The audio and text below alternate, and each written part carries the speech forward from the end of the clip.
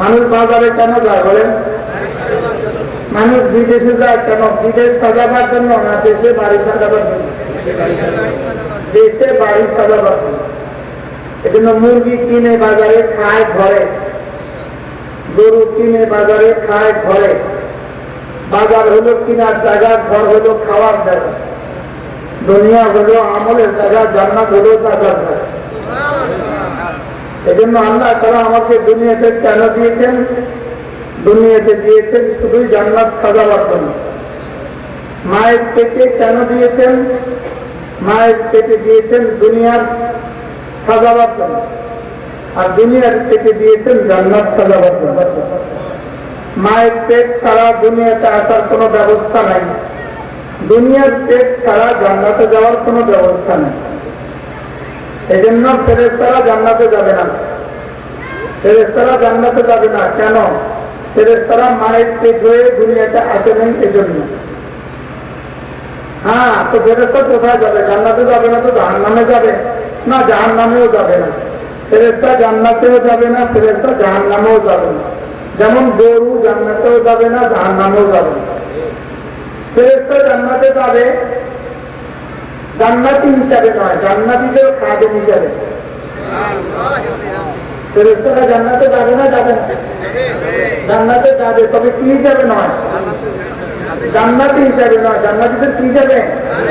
যেমন দুলার সাথে শ্বশুর বাড়িতে কি আছে, নতুন দুলার সাথে বিয়ে বাড়িতে আরো মেহমান আসে, ওই মেহমানরা শ্বশুর বাড়িতে আসে না। মেহমানরা শ্বশুর বাড়িতে আসে, দুলার ড্রাইভার শ্বশুর বাড়িতে আসে, দুলার খাদেম শ্বশুর বাড়িতে আসছে না, ও শ্বশুর বাড়িতে আসে না। দুলা আসছে শ্বশুর বাড়িতে, ও আসছে খাদেম হয়ে। ঠিক তেমনি ভাবে আমরা যাবো জান্নাতে, ফেরেশতা যাবে আমাদের খাদেম হয়ে। এজন্য জান্নাত দুনিয়া আসা ছাড়া জান্নাতে যাওয়ার কোনো ব্যবস্থা কি নাই। মায়ের পেট ছাড়া যেমন দুনিয়ার কোনো ব্যবস্থা নাই, দুনিয়ার পেট ছাড়া জান্নাতে যাওয়ার কোনো ব্যবস্থা কি না। এই জন্য দুনিয়াতে কেন পাঠিয়েছেন আল্লাহ তাআলা, এই উদ্দেশ্য ঠিক করা উচিত। একজন বাজারে গেছে, আরেকজন জিজ্ঞেস করছে ভাইয়া বাজারে কেন আসছেন? উনি উত্তরে বললেন জানা নাই, জানি না। তো মানুষ কি বলবে? পাগল, মাথা খারাপ। দুনিয়া বাজারে কেন আসছে সে জানে না, দুনিয়াতে কেন আসছে সে জানে না। এই মানুষগুলোর মাথা খারাপ, এই মানুষগুলোর কি বলে মাথা খারাপ। এখন বাজারে গেছে, বাজারে ব্যাগ নিয়ে টাকা নিয়ে, এবার বাজারে গিয়ে সে খেলা দেখে, বাজার করে নাই, খেলা দেখতেছে। তো যখন খেলা শেষ তখন বাজারও শেষ, কি না? এবার সে বাড়িতে কি নিয়ে যাবে বলে?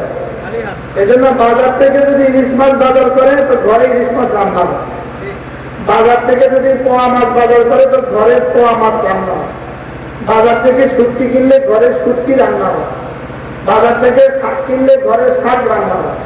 দুনিয়াতে যা নিবে আখিরাতে তাই হবে। এজন্য দুনিয়া হলো দারুল আমাল, দুনিয়া হলো আমলের জায়গা, জান্নাত হলো যাজার জায়গা। দুনিয়া হলো কিসের জায়গা? আমলের জায়গা। জান্নাত হলো কি? এজন্য হযরত আলী রাদিয়াল্লাহু আনহু বলতেন দুনিয়া হলো দারুল আমাল ওয়ালা জাযা। দুনিয়া আমল হবে, এখানে জাযা হবে না। আর আখিরাত জাযা হবে, আমল হবে না। আখিরাতে জাযা হবে, কি হবে না? আমল হবে। এজন্য দুনিয়াকে যারা স্বর্গ বানায়, দুনিয়াকে যারা মাকসাদে আসলি বানায়, এরা আখিরাত হারায়, দুনিয়াও হারায়। যারা দুনিয়াকেই উদ্দেশ্য বানায়, বলেন বলেন, তারা দুনিয়াও হারায়, আখিরাতও হারায়। যারা দুনিয়াকে কি বানায়, উদ্দেশ্য বানায়, এরা দুনিয়াও হারায়, আখিরাতও কি? আখিরাতও হারায়। এই গত 17 তারিখে যারা টঙ্গীতে মারামারি করছিল, টঙ্গীতে নিরীহ ঘুমন্ত মানুষগুলোকে যারা হত্যা করেছে, ওরা দুনিয়াকে উদ্দেশ্য বানাইছে। এরা দুনিয়াতে ডলারের পেছনে গাছা হয়ে গেছে, ডলারের পেছনে কি হয়ে গেছে বলেন? এরা মোসাদের হাতে গাছা হয়ে গেছে, এরা রওয়ার হাতে কি হয়ে গেছে? গাছা হয়ে গেছে। তো বেচা হইয়া দুনিয়াও হারাইছে, আখিরাত হারাইছে। বলেন হত্যা করে, বলেন হত্যা করে দুনিয়া হারাইছে, আখিরাত হারাইছে। এখন আর কেউ নাই, বাস এখন আর কেউ নাই। এতদিন যারা বলছিল আমরা আছি, মারো এখন আর তারাও নাই, এখন আর তারাও কি না।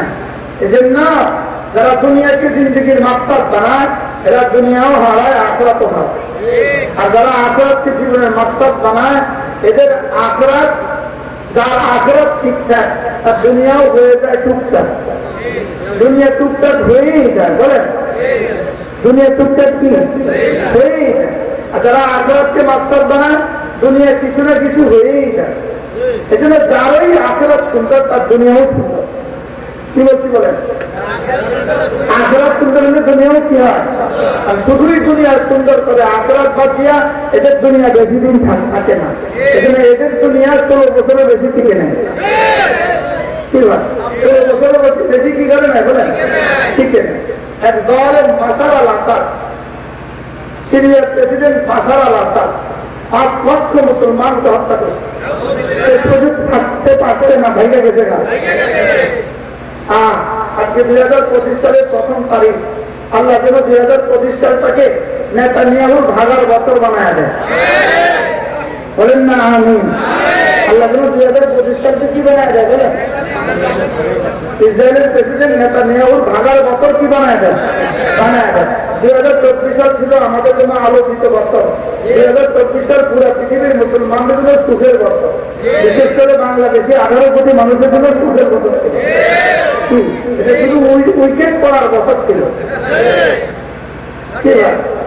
শুধু ভাগার বছর। কি বলছেন, আমরা আশা করছিলাম আল্লাহ 2024 সালের মধ্যে বুঝি নেতানিয়াহু ভাগবে।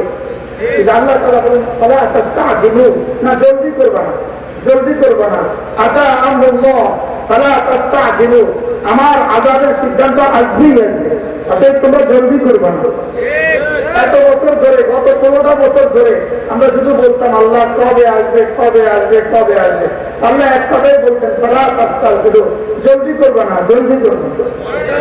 তারপরেও যেন আজম থেকে এলান হইতো 4 আগস্ট 2024, 4 আগস্ট, 5 আগস্ট 2024। কি বল, লেকিন আমরা তো জানতাম না, আমাদের কাছে কথা বলতো না। এই জন্য আমরা কি হতে পারি নাই, নিশ্চিন্ত হতে পারি নাই। আল্লাহ তাআলা যেভাবে এই জালেমকে পৃথিবী থেকে, বাংলাদেশ থেকে বিতাড়িত করতেন, যেভাবে ওই জালেমকে বাসার থেকে সিরিয়া থেকে বিতাড়িত করেছেন, ইনশাআল্লাহ ইনশাআল্লাহ এই ইসরায়েলের এই জালেম এভাবেই বিতাড়িত হবে। বলেন ইনশাআল্লাহ, বলেন ইনশাআল্লাহ। আল্লাহ তাআলা আমাদেরকে বুঝা মানা সহজ করে দেন। এজন্য মেরে ভাইও, দুনিয়া হলো দারুল আমাল ওয়ালা জাযা। বলেন দুনিয়া কি, দারুল আমাল ওয়ালা জাযা। একজন মানুষের উপরে জীবনের প্রতিটা মুহূর্তে করণীয় কি, প্রতিদিন তার করণীয় কি, প্রতি রাত তার করণীয় কি। একজন মানুষের জীবনের প্রতিদিন জীবনের প্রথম করণীয় হলো ঈমানের সাথে থাকা। বলেন একজন মানুষের জীবনের প্রথম করণীয় কি, ঈমানের সাথে থাকা। 2 নম্বর হলো একজন মানুষের জীবনে প্রতিদিনের ডিউটি হলো নামাজ। প্রতিদিনের ডিউটি কি বলেন, নামাজ। 3 নম্বর হলো একজন মানুষের প্রতি মুহূর্তের জিম্মাদারি হলো জিকির। 4 নম্বর জিম্মাদারি একজন মানুষের জীবনের প্রতিটা মুহূর্তের জিম্মাদারি হলো গুনাহ থেকে বেঁচে থাকা। বলেন গুনাহ থেকে কি থাকা। এই 4টা হলো একজন মানুষের জীবনের প্রতিদিনের জিম্মাদারি। আপনি আগামীকালকে আপনার ডিউটি কি কি, প্রশ্ন, আগামীকালকে আপনার ডিউটি কি কি। 1 নম্বর হলো ঈমানের সাথে থাকা, 2 নম্বর হলো 5 ওয়াক্ত সময়ে 5 ওয়াক্ত নামাজ পড়া, আর 3 নম্বর হলো জিকিরের সাথে থাকা, আর 4 নম্বর হলো গুনাহ থেকে বেঁচে থাকা। যেমন রাত 2টো বাজে, এই সময় আপনার উপরে নামাজ নাই, আপনার উপরে রোজাও নাই, আপনার উপরে হজও নাই, আপনার উপরে যাকাতও নাই। এই সময় আল্লাহ তাআলার পক্ষ থেকে আপনার উপরে কি কি জিম্মাদারি। এই সময় 1 নম্বর জিম্মাদারি হলো ঈমানের সাথে থাকা। বলেন 1 নম্বর জিম্মাদারি কি, ঈমানের সাথে থাকা। 2 নম্বর জিম্মাদারি, এই সময় তো নামাজ নাই, তো 2 নম্বর জিম্মাদারি হলো জিকিরের সাথে থাকা। 2 নম্বর জিম্মাদারি কি বলেন, জিকিরের সাথে থাকা। আর 3 নম্বর জিম্মাদারি হলো গুনাহ থেকে বেঁচে থাকা। তাহলে গুনাহ থেকে বেঁচে থাকা আমার জীবনে কত সময়ের জিম্মাদারি বলেন, 24 ঘন্টা, প্রতিটা ঘন্টা 60 মিনিট, প্রতিটা মিনিটে 60 সেকেন্ড। এভাবে দিনে হয় 1440 মিনিট। দিনে হয় কত মিনিট, 1440 মিনিট। এভাবে 1440 মিনিট, প্রতিটা মিনিটে হয় 60 সেকেন্ড। প্রতিটা এভাবে দিনে হয় ৮৬,৪০০ সেকেন্ড। বলেন কত, 83,400 একদিনের সমান সমান 83,400 সেকেন্ড। একদিনের সমান সমান কত? 83,400 সেকেন্ড। এই 83,400 সেকেন্ডের প্রতিটা নিঃশ্বাসে, প্রতিটা সেকেন্ডে আমার ডিউটি কি, প্রতিটা সেকেন্ডে আমার জিম্মাদারি হলো, রব্বে কারীম বলেন প্রতিটা সেকেন্ডে তোমার জিম্মাদারি হলো তুমি মনে মনে আমাকে মনে রাখবা। বলেন তুমি মনে মনে আমাকে কি রাখবা? এটাকে বলে জিক্রে কলবি। এটাকে কি বলে? জিক্রে কলবি। জিক্রে কলবির জিম্মাদারি আমি কতক্ষণ পালন করবো? জিক্রে কলবি আমার উপরে কতক্ষণের জিম্মাদারি? জিক্রে কলবির জিম্মাদারি হলো 24 ঘন্টা। বলে হুজুর জিক্রে কলবি কি জিনিস? জিক্রে কলবি হলো আল্লাহ তাআলা আমাকে দেখেন, এই কথাটাকে 24 ঘন্টা মনে রাখা। বলেন আল্লাহ তাআলা আমাকে দেখেন, এই কথাটাকে কি রাখা? 24 ঘন্টা কি রাখা? এই কথাটাকে 24 ঘন্টা মনে রাখা যে আল্লাহ তাআলা আমাকে দেখেন। মসজিদে গেলে আল্লাহ তাআলা আমাকে যেভাবে দেখেন, ঘরে গেলেও আল্লাহ তাআলা আমাকে এভাবেই দেখেন, বাজারে গেলেও আল্লাহ তাআলা আমাকে এভাবেই দেখেন, সফরে আল্লাহ তাআলা আমাকে এভাবেই দেখেন, হাজারে আল্লাহ তাআলা আমাকে এভাবেই দেখেন। এই জন্য আল্লাহ তাআলার পক্ষ থেকে 1 নম্বর জিম্মাদারি আমার ঈমানের সাথে থাকা, 2 নম্বর জিম্মাদারি হলো জিক্রে কলবি। আল্লাহ তাআলা আমাকে দেখেন, এই কথাটাকে 24 ঘন্টা মনে রাখা। বলেন আল্লাহ তাআলা আমাকে দেখেন। বলেন এই কথা 24 ঘন্টা কি রাখা? মনে রাখা। জিক্রে কলবি মানুষকে ফরজ ওয়াজিব ছুটতে দেয় না। জিক্রে কলবি মানুষকে কোনো গুনাহ করতে দেয় না। জিক্রে কলবি মানুষকে কি করতে দেয় না? বলেন কোনো গুনাহ করতে দেয় না। তাহলে গুনাহ থেকে বাঁচার তাবিজ কি? জিক্রে কলবি। জিক্রে কলবি কি? আল্লাহ আমাকে দেখেন। বলেন আবার বলেন আল্লাহ আমাকে দেখে। এটা কতক্ষণ দেখে আল্লাহ আমাকে? 24 ঘন্টা ঘরে বাহিরে 1440 মিনিটে আল্লাহ আমাকে দেখেন। 83,400 সেকেন্ডের প্রতিটা সেকেন্ডে আল্লাহ আমাকে দেখেন। একজন মুসলমানের জীবনে জিক্রে কলবি কতটা জরুরি? একজন মানুষের জন্য অক্সিজেন যতটা জরুরি। বলেন অক্সিজেন কতক্ষণ লাগে? অক্সিজেন লাগে কতক্ষণ? অক্সিজেন যেমন 24 ঘন্টা লাগে, জিক্রে কলবি 24 ঘন্টা লাগে। এই জন্য জিক্রে লিসানি, জবানে জিকির করবো কতক্ষণ? জবানে জিকির করবো সাধ্যে গুলায় যতক্ষণ। আর দিল দিলে দিলে দিলে জিকির করবো কতক্ষণ? জীবন আছে যতক্ষণ।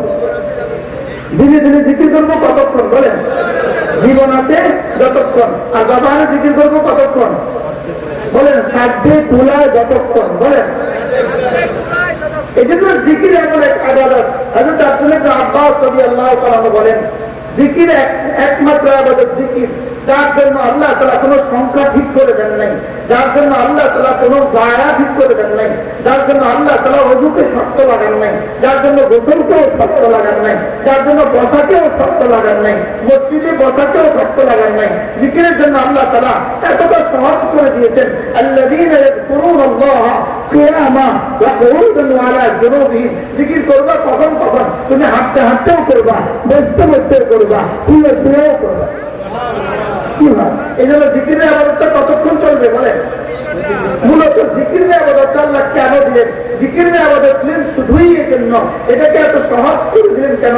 শুধুই এর জন্য বান্দা যেন 24 ঘন্টার প্রতিটা মুহূর্তে তার জান্নাত সাজাতে পারে। তার জান্নাত কি করতে পারে? সাজাতে পারে। এই জন্য হযরত আব্দুল্লাহ ইবনে আব্বাস রাদিয়াল্লাহু তাআলা বলেন কোন মানুষ যদি প্রতিদিন 300 বার জিকির করে, বলেন কমপক্ষে কতবার? আব্দুল্লাহ ইবনে আব্বাস রাদিয়াল্লাহু তাআলা বলেন কোন মানুষ যদি প্রতিদিন 300 বার জিকির করে, আল্লাহ তাআলা নিশ্চিতভাবে তাকে বেশি বেশি জিকির করনেওয়ালা বানায়া হাসরের ময়দানে তুলবেন। কতবার জিকির করে? বলেন কতবার? 300 বার জিকির করলে কি বানায়া তুলবেন? হাসরের ময়দানে আল্লাহ তাআলা বেশি জিকির করনেওয়ালা বানায়া কি করবেন? তুলবেন। এখন দেখেন 5 ওয়াক্ত নামাজের পরে যদি কোনো মানুষ 33 বার সুবহানাল্লাহ পড়ে, 33 বার আলহামদুলিল্লাহ পড়ে, 34 বার আল্লাহু আকবার পড়ে, এভাবে হয়ে যাবে 100 বার। 5 নামাজ হবে 500 বার, ঘুমানোর সময় 100 বার, এভাবে হয়ে যাবে 600 বার। যদি 600 বার একসাথে পড়তে দিত আমরা পারতাম না। এই জন্য রব্বে কারীম বড় ভালোবেসে আমাদেরকে সহজ করার জন্য 6 ভাগে ভাগ করে 600 বার দিয়েছেন। আর 300 বার পড়লে কি হয়?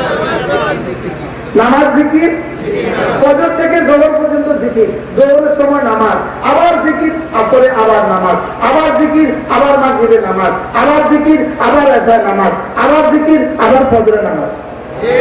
তাহলে জিকির করতে করতে নামাজ, বলেন। এবার নামাজ পড়ে পড়ে জিকির।